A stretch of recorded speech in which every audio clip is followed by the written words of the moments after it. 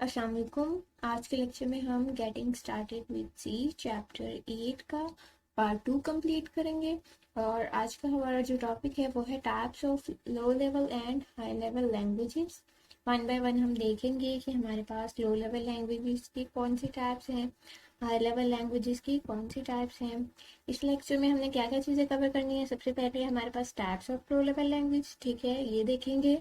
उसके बाद हम देखेंगे types of high level languages और उसके बाद हम देखेंगे characteristics of high level languages. तो आ जाते हैं सबसे पहले हमारे पहले टॉपिक पे जो है types of low level language.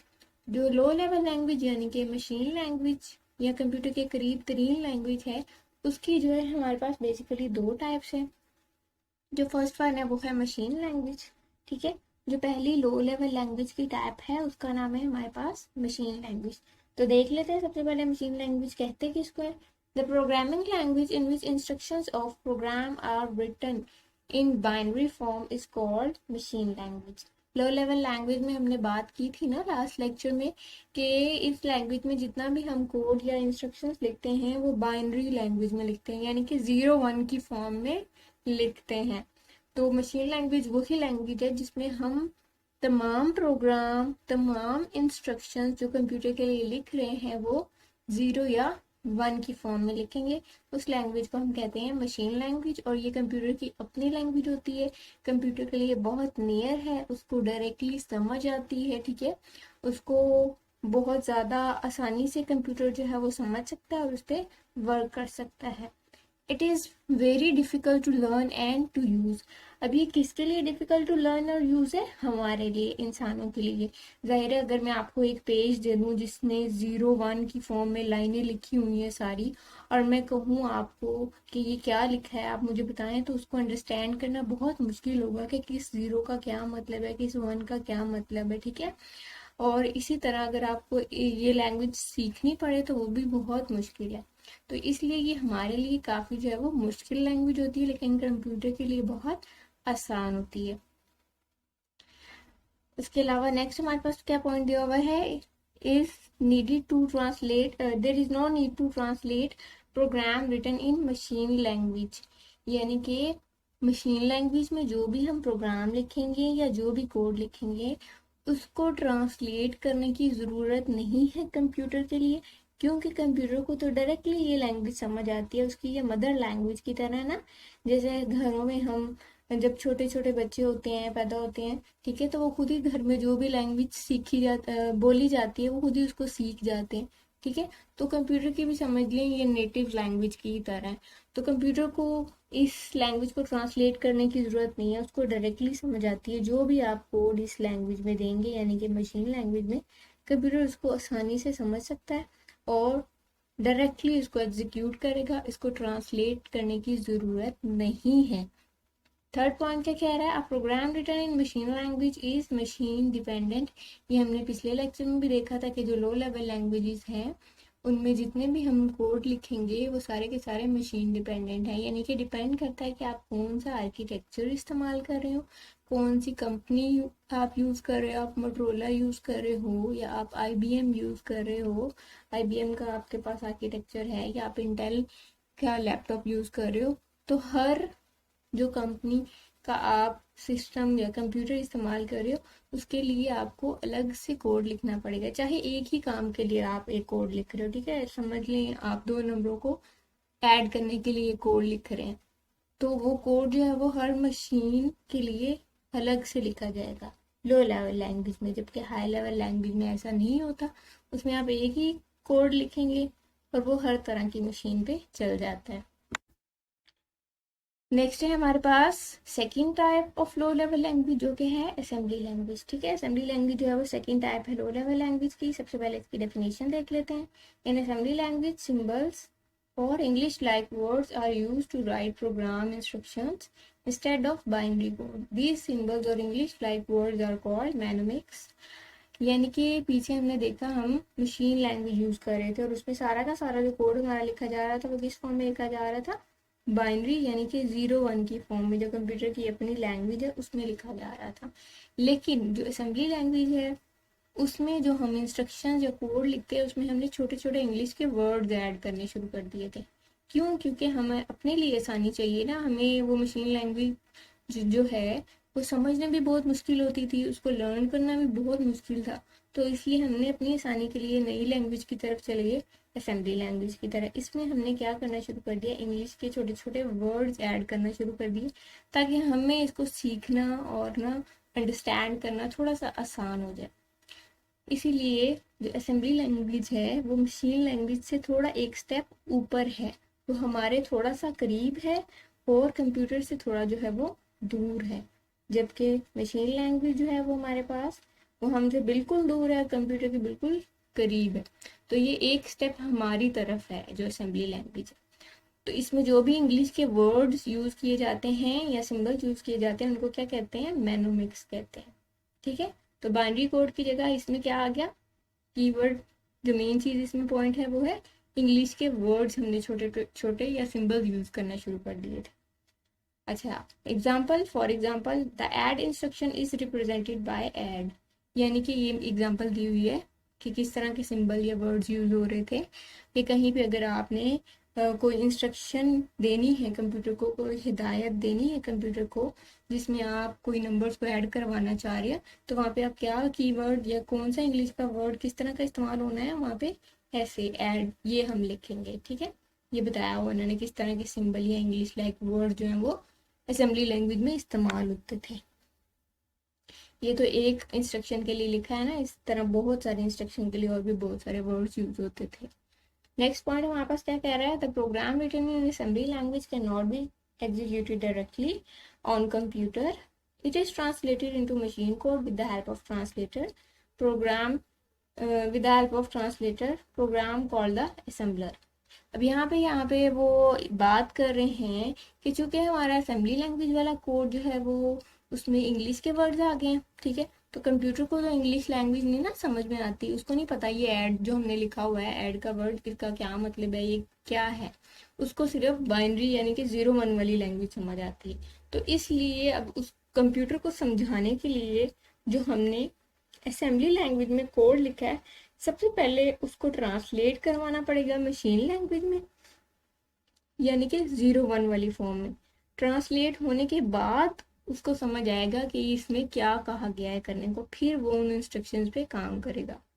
तो इसलिए यहाँ पे उन्होंने ये लाइन मेंशन की है कि इसको हम डायरेक्टली असेंबली लैंग्वेज वाले कोड को डायरेक्टली एग्जीक्यूट नहीं करवा सकते, पहले इसको ट्रांसलेट कराना पड़ेगा। अच्छा, तो वो प्रोग्राम जो असेंबली लैंग्वेज को कन्वर्ट करेगा मशीन लैंग्वेज में, उसको हम कहते हैं असेंबलर। ठीक है, असेंबलर का क्या काम है कि इसने असेंबली लैंग्वेज वाले कोड या इंस्ट्रक्शन या प्रोग्राम को कन्वर्ट कर देना है मशीन लैंग्वेज में, यानी कि बाइनरी लैंग्वेज में। क्लियर है सबको? This language is usually use for writing system software. ये जो असेंबली लैंग्वेज थी ये ज़्यादातर कहाँ इस्तेमाल होती थी, जहाँ पे आपने सिस्टम सॉफ्टवेयर बनाने होते थे, यानी कि वो वाले सॉफ्टवेयर जो सिस्टम से रिलेटेड काम के लिए इस्तेमाल होते हैं। ठीक है, ये आप पीछे पढ़ चुके हैं, फर्स्ट ईयर में भी सिस्टम सॉफ्टवेयर क्या है, इनकी डिटेल में जाने की जरूरत नहीं है। नेक्स्ट है हमारे पास types of high level languages.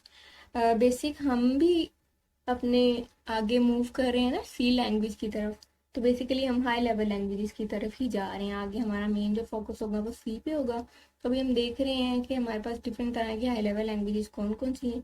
ये तो सिर्फ चंद एक यहाँ पे मेंशन की हुई है, इसके अलावा भी बहुत सारी हाई लेवल लैंग्वेजेस मौजूद हैं जो डिफरेंट सिनेरियोज में डिफरेंट सिचुएशंस के अकॉर्डिंग हम इस्तेमाल करते हैं कि हमें ज़रूरत किस तरह की है, उसके अकॉर्डिंग जो है वो डिफरेंट हाई लेवल लैंग्वेजेस मौजूद है, हम उनको इस्तेमाल कर लेते हैं। हाई लेवल लैंग्वेज क्या है, पिछले लेक्चर में हमने कवर कर लिया है। ये वो लैंग्वेजेस हैं जो हमारे बहुत करीब हैं और कंप्यूटर से बहुत दूर हैं, यानी कि हमें इसको अंडरस्टैंड करना और सीखना बहुत आसान है, लेकिन कंप्यूटर के लिए मुश्किल है। तो उसको हम पहले ट्रांसलेट करवाएंगे कोड को, हाई लेवल लैंग्वेज में जो लिखा होगा ट्रांसलेट होगा मशीन लैंग्वेज में, फिर कंप्यूटर इस पर एग्जीक्यूशन स्टार्ट करेगा। तो हमारा काम आसान हो गया। हमने तो हर जगह अपनी आसानी देखनी होती है ना, तो इसलिए हम आगे हाई लेवल लैंग्वेजेस की तरफ, ताकि हमें और आसानी हो जाए कोड लिखने में। सबसे पहली लैंग्वेज है सी या C++। इंशाल्लाह आगे हमने सी को कंटिन्यू करना है, सीखेंगे हम सी लैंग्वेज।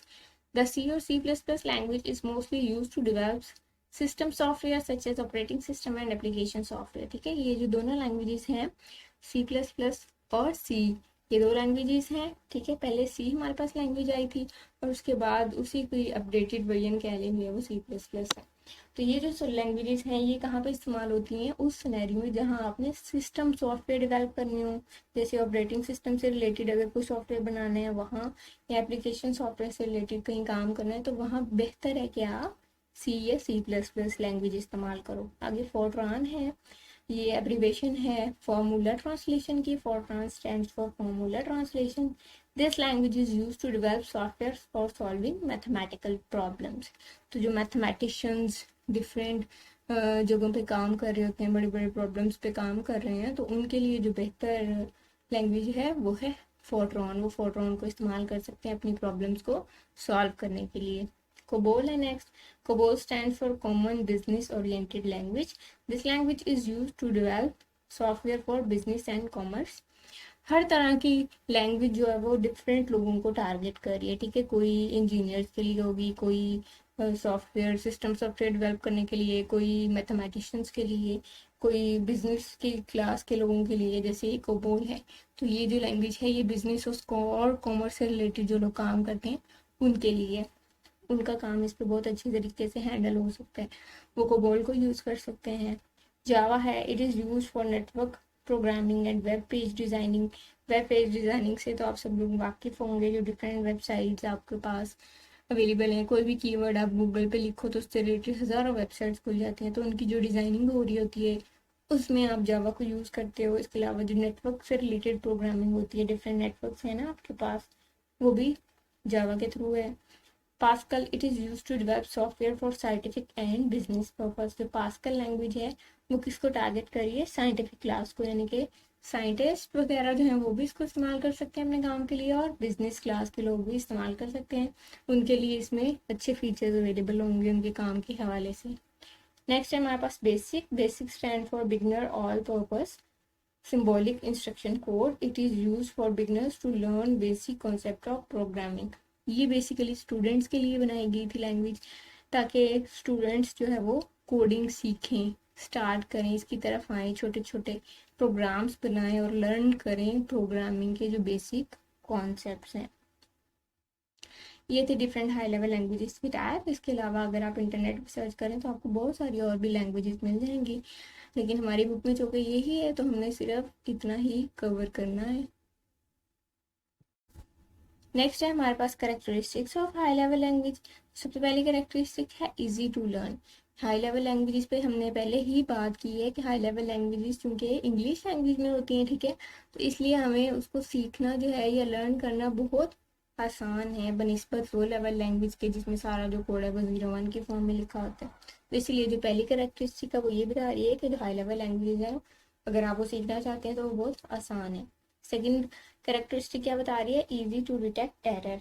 यानी कि अगर कोई प्रोग्राम जो आप हाई लेवल लैंग्वेज में लिख रहे हैं उसको लिखते हुए कोई एरर आ गई है, कोई गलती होगी आपसे, कहीं आपने स्पेलिंग गलत लिख दी है किसी चीज़ के, ठीक है, या वैसे कोई मिस्टेक कर दी है, तो उस मिस्टेक को बाद में ढूंढना आसान है क्योंकि इंग्लिश लाइक वर्ड्स यूज हो रहे होते हैं. हम लाइन बाय लाइन चेक करेंगे और अपनी एरर को आराम से पता कर सकते हैं, ठीक है. लेकिन जो आपके पास मशीन लैंग्वेज है या लो लेवल लैंग्वेज है उसमें अगर कोई आपसे गलती हो जाए तो उसको ढूंढना बहुत मुश्किल होगा. क्यों? क्योंकि वो तो सारा कोड 01 की फॉर्म में लिखा होता है, कहाँ हम जाके ढूंढेंगे कि कौन सी 01 में हमने गलती कर दी है, तो उसको ढूंढना बहुत मुश्किल है. हाई लेवल लैंग्वेज में अगर कोई गलती वगैरह हो जाती है प्रोग्राम लिखते हुए तो बहुत आसानी से हम ढूंढ सकते हैं एरर को. नेक्स्ट है मशीन इंडिपेंडेंट. मशीन इंडिपेंडेंट पे हम पहले भी बात कर चुके हैं, यानी कि हाई लेवल लैंग्वेज में जितने भी आप प्रोग्राम लिखो वो मशीन पे डिपेंड नहीं करते या आर्किटेक्चर पे डिपेंड नहीं करता. कोई फ़र्क नहीं पड़ता कि आप IBM का कंप्यूटर यूज़ कर रहे हो, मोटरोला यूज़ कर रहे हो या इंटेल का प्रोसेसर इस्तेमाल कर रहे हो, कुछ भी हो, जो एक कोड आपने एक कंपनी के लैपटॉप पे चला दिया है या एक आर्किटेक्चर पे चला दिए, वो बाकी सब पे भी चलेगा वैसे ही जैसे उस पे चल रहा है. आपको दोबारा से कोड लिखने की ज़रूरत नहीं होती. तो ये बहुत बड़ा फ़ायदा है मशीन इंडिपेंडेंट.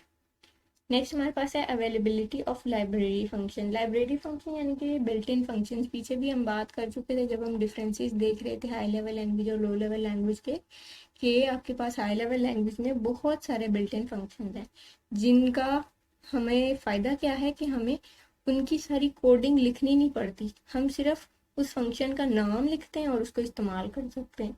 ठीक है, तो उसका हमने तो सिर्फ नाम लिखना है ना। जैसे अगर मैंने यूज़र से कोई चीज़ लेनी है, ठीक है, मैं C++ लैंग्वेज यूज़ कर रही हूँ, तो मैं सिंपल एक वर्ड लिखूंगी सीन और आगे उस वर्ड का नाम लिख दूंगी जिसमें वैल्यू सेव कराना चाह रही। एक वर्ड लिखा मैंने सीन, ठीक है। अब सीन का पीछे क्या मतलब है, वो सारी चीज़ जो है वो डिफाइन की गई होती है लाइब्रेरीज में। ठीक है, आपकी लैंग्वेज जो बनाने वाले हैं उन्होंने पहले से ही बहुत सारी आसानियाँ जो आपके लिए पैदा कर दी हैं, बहुत सारे बिल्ट इन फंक्शंस बना के रख दी हैं जिनकी जो डेफिनेशंस या डिस्क्रिप्शन जो है वो लाइब्रेरी फाइल्स में पड़ी हुई हैं। तो आपका काम क्या है, सिर्फ उसका नाम लिख के इस्तेमाल करना है, आपने उसका सारा कोड दोबारा नहीं लिखना। इसलिए हमारा जो काम है वो काफ़ी शॉर्ट भी हो गया है और आसान भी हो गया इसकी वजह से। नेक्स्ट हमारे पास है, ये मुझे थोड़ा सा नज़र नहीं आ रहा,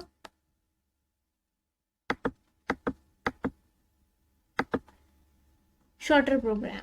ठीक है, शॉर्टर प्रोग्राम का क्या मतलब है कि हाई लेवल लैंग्वेज में जो हम कोड लिखेंगे वो छोटे होंगे बनिस्बत लो लेवल लैंग्वेज के। ये जो 0 1 के फॉर्म में या जो हम असेंबली लैंग्वेज में कोड लिखेंगे वो लंबे होंगे।